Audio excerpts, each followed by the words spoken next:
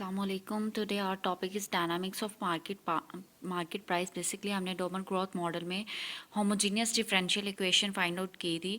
ठीक है, आप जो this case dynamics of market price ये बेसिकली आपका डिपेंड कर रहा है नॉन होमोजीनियस डिफरेंशियल इक्वेशन पे. उसके लिए हम फर्स्ट ऑफ ऑल मार्केट का फ्रेमवर्क देखेंगे वो कैसे होता है. Suppose that for a particular commodity the demand and supply function are given. Basically आपकी मार्केट की प्राइस जो है वो आपकी डिमांड और आपकी सप्लाई से डिटरमिन होती हैं. ठीक है, उसके लिए हमारे पास टू इक्वेशंस होती हैं. Quantity demand equal to alpha minus beta P and quantity supply minus gamma plus eta P. ठीक है, आपकी क्वांटिटी डिमांड का प्राइस के साथ नेगेटिव रिलेशन होता है और क्वांटिटी सप्लाई का पॉजिटिव रिलेशन होता है. और अल्फ़ा आपके पास अल्फ़ा और गैमा कॉन्स्टेंट हैं और बीटा और ईटा जो है वो कॉफिशेंट्स हैं. ठीक है, वो must be greater than zero होना चाहिए. और इक्विलिब्रियम कहाँ पे होगा मार्केट का?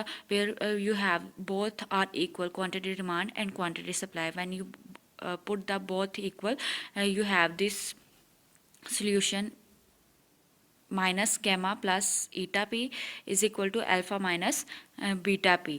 Now from these two equation we find the p value, which is also called the intertemporal price value. Now let's suppose initial condition P naught which is constant and equal to P bar intertemporal price. ठीक है, जो market है आपकी clearly ये equation ये show कर रही है कि आपकी मार्केट जो है वो क्लियरली इक्विलिब्रियम पे है. ठीक है, लेकिन अगर इसके ऐसा केस हो जहाँ पे आपकी इनिशियल कंडीशन जो है वो P बार के इक्वल ना हो, फिर क्या होगा? आपकी मार्केट जो है वह इक्विलिब्रियम में नहीं होगी. तो आप कैसे एडजस्टमेंट करके जो है इक्विलिब्रियम अचीव करोगे? कैसे आप, क्योंकि आपकी क्वांटिटी डिमांड और quantity supply with the passage of time change होंगी, तो आप कैसे इक्विलिब्रियम पाथ पे आओगे? आपकी डायनामिक स्टेबिलिटी क्या होगी विद रिस्पेक्ट टू टाइम? तो आप जब हम टाइम के लिहाज से चेंजिंग्स देखेंगे अपने प्राइसेस क्वांटिटी डिमांड और क्वांटिटी सप्लाई को, तो उसके लिए हमें अपने टाइम पाथ देखने की ज़रूरत है. ठीक है, प्राइस का टाइम पाथ. उस प्राइस के टाइम पाथ के लिए हम अज्यूम कर लेते हैं कि प्राइस जो है वो change and any movement is always directly proportion to excess demand. ठीक है, चेंज इन प्रोपोर्शन ये शो कर रहा है with respect to derivative d p with respect to d t, और j is a constant here and quantity demand minus quantity supply. This shows the change in your prices. ठीक है, यहाँ पे जे जो है वो ग्रेटर देन ज़ीरो है. जस्ट आपने क्यू डी और क्यू एस की जो हमारे पास इक्वेशन थी वो इसके अंदर पुट करनी है. हमारे पास ये इक्वेशन आ जानी है. देन आपने पी वाली लैदा कर लेनी है और अल्फ़ा प्लस गैमा लैदा कर लेना है. माइनस को कॉमन लेना है. आपके पास बीटा प्लस ईटा जे ये वाला और पी यहाँ से कॉमन है. ठीक है, ये आपके पास इक्वेशन आ जाएगी. जो आपके पास इक्वेशन आई है वो आपकी फर्स्ट ऑर्डर डिफरेंशियल इक्वेशन है जिसमें कांस्टेंट ही कोएफिशिएंट है और कांस्टेंट ही टर्म है. ठीक है, उसका सोल्यूशन क्या होगा? आपने जस्ट जो आपके डिफरेंशियल इक्वेशन का फार्मूला है जनरल सोल्यूशन का y t into y not minus b over a into exponential of a t plus b over a. Here b हमारे पास क्या है? अल्फ़ा प्लस गैमा और ए हमारे पास क्या है? Beta plus eta. जस्ट मैंने वैल्यूज़ पुट की हैं इसकी.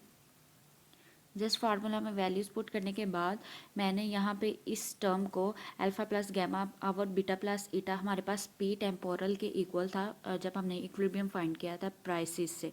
इक्विलिब्रियम फाइंड करके हमने जब प्राइसेस निकाले थे तो हमारा इसके इक्वल था. जस्ट मैंने इस इक्वेशन को पी बार के इक्वल रख लिया और जो हमारे पास ये वाली टर्म थी जे बीटा प्लस ईटा टी, इसको के इक्वल रख लिया है. के हमारे पास अब ये हमारे पास टाइम पाथ की इक्वेशन आ गई है.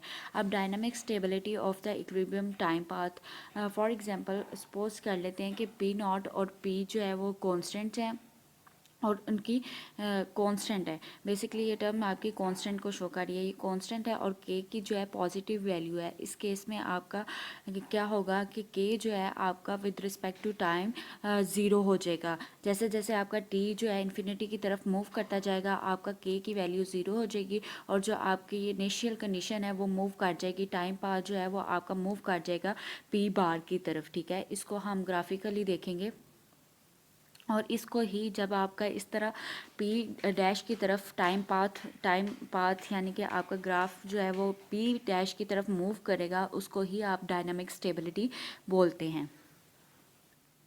आपका टाइम पाथ जो है वो आपके पी नॉट और पी की मैग्नीट्यूड पे डिपेंड कर रहा है. इससे आपके पास 3 केसेस रिवील होते हैं। फर्स्ट केस है आपके पास p not equal to P bar. इस केस में क्या होगा कि आपके पास जो है हॉरिजेंटल लाइन आएगी, हॉरिजेंटल पाथ आएगा where you have a p not equal to P bar, ठीक है। सेकंड केस क्या है, जब आपके पास p naught greater than p bar हो तो आपके पास जो टाइम पाथ होगा वो कुछ इस तरह होगा, अबव द पी बार। तो ये आहिस्ता आहिस्ता जो है आपकी टी की वैल्यू जो है वो पी बार की तरफ मूव करेगी। लेकिन इस केस में आपके पास ग्राफ कैसे होगा, अबव द आप आहिस्ता आहिस्ता जो है वो इक्विलिब्रियम की तरफ मूव करेगा। सिमिलरली आपके पास केस 3 में ग्राफ जो है वो इस तरह बनेगा, जहाँ पे आपकी पी नॉट जो है वो लेस देन होगी पी बार से, और पी नॉट जो है वो आहिस्ता आहिस्ता मूव करेगी with the passage of time आपके इक्विलिब्रियम पाथ की तरफ, यानी कि पी डैश की तरफ। ये फर्स्ट जो है ये आपका कम्प्लीमेंट्री फंक्शन को शो कर रहा है, जो कि डेविएशन फ्रॉम इक्विलिब्रियम को शो कर रहा है। और ये पर्टिकुलर इंटेग्रल जो है ये आपका इक्विलिब्रियम को रिप्रेजेंट कर रहा है, इंटरटेम्पोरल इक्विलिब्रियम को। और इसको स्टेशनरी इक्विलिब्रियम भी कहते हैं क्योंकि पी बार की वैल्यू हमारे पास कांस्टेंट है, ठीक है। अगर हमारे पास ये कांस्टेंट नहीं होगा, इसका नॉन कांस्टेंट होगा पर्टिकुलर इंटेग्रल, तो हमारे पास जो हम इसे कहेंगे मूविंग इक्विलिब्रियम। हेयर हमारे पास क्या है, स्टेशनरी इक्विलिब्रियम। ये फर्स्ट केस में हमारे पास क्या था, P not equal to P bar, हमारे पास हॉरिजेंटल आएगा टाइम पाथ।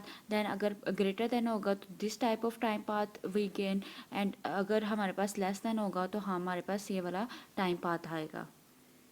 इस टॉपिक में आपका जो सेकंड कंटेंट है first order linear differential equation में, उनमें इकोनॉमिक एप्लीकेशन है आपका, ठीक है। डायनामिक्स ऑफ मार्केट प्राइस से वेरिएबल टर्म तक एक टॉपिक जो है वो आपका कवर हो गया। कल हम एग्जैक्ट डिफरेंशियल इक्वेशन का करेंगे, ठीक है।